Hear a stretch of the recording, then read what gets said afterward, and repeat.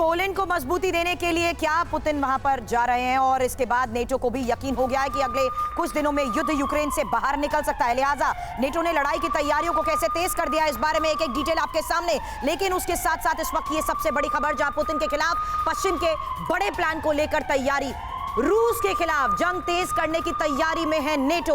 और नेटो के रक्षा मंत्रियों की बैठक में कई बड़े फैसले लिए गए हैं। हालांकि बड़ी खबर आपको बता दें, नेटो अपने सैनिकों की संख्या में 7.5% का इजाफा भी करेगा।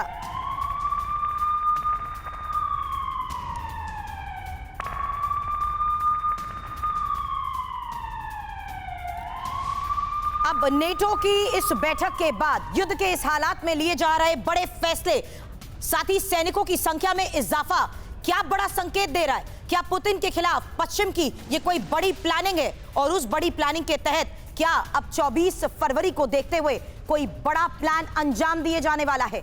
नेटो का ये प्लान आखिर है क्या, हम समझेंगे। तो नेटो के प्लान के बारे में आपको हम बताने वाले हैं कि क्या युद्ध में इसका होगा खौफनाक अंजाम। एक एक करके पॉइंट वाइज आपको सारी डिटेल्स देंगे। रिस्पांस फोर्स की संख्या 3 लाख करने की योजना है। बताया जा रहा है कि संख्या बढ़ाई जाएगी जवानों की। साथ ही अभी रिस्पांस फोर्स में कुल 40,000 जवान हैं, लेकिन इसे और बढ़ा दिया जाएगा।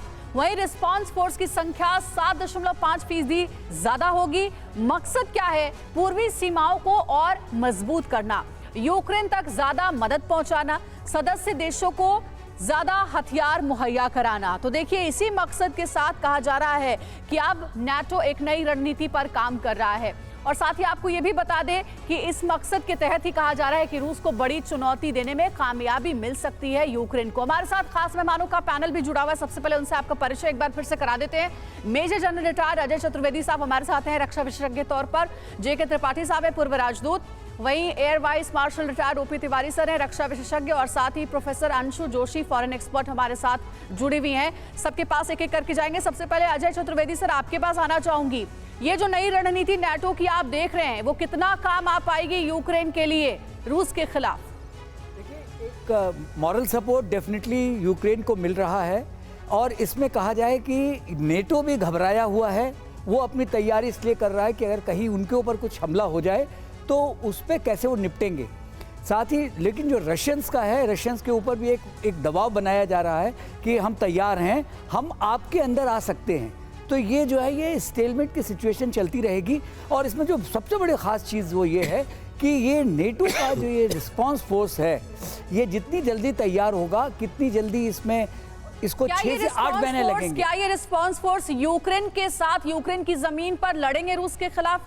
मेरे हिसाब से कभी नहीं, क्योंकि उसका मतलब तो ये हो गया कि वॉर एस्केलेट हो गई। वो कभी दिखाएंगे ही नहीं। लेकिन सर, इसमें एक बड़ी दिलचस्प बात प्रोफेसर अंशु जोशी ये भी है कि एक तरफ है रशिया और दूसरी तरफ है 30 मुल्क। नाटो के तमाम कंट्रीज मिलकर मुकाबला तो कर ही रहे हैं ना रशिया का। उसके बावजूद भी अपनी ताकत में इजाफा करने की जरूरत पड़ रही है। रूस इतना मजबूत नजर आ रहा है अभी भी? वो तो हमें दिखाई दे रहा है, हर तरीके से दिखाई दे रहा है। मैंने अभी कुछ देर पहले कहा अजाइल स्ट्रेटजी रशिया एक्सियार करेगा, वो हमें दिख रहा है। जगह जगह उसने हमले तेज कर दिए। अच्छा, एक इंटरेस्टिंग पॉइंट है कि हम बार बार ये चर्चा कर रहे हैं कि पोलैंड युद्ध में शामिल हो जाएगा क्या, पोलैंड का इस्तेमाल होगा क्या।